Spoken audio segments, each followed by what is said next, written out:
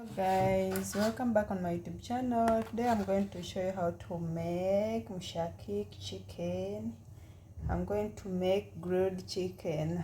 As you can see, this is my chicken. These are the ingredients I'm going to use. This is my ginger and garlic. Let's start cutting our chicken right now, guys. Finished cutting my chicken. I'm going to add my garlic and ginger, then add my parsley leaves. I'm going to of curry, and buy 1 spoon of red pepper, of turmeric, 1 spoon of Mandarin Curry powder, and 1 spoon of salt. To add even some olive oil. I'm going to add even my lemon juices here.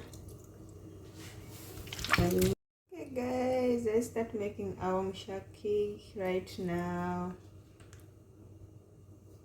As you can see, this is my mshakik, mashwai, chicken mashwai. Hey, I'm going to put it in the oven, guys.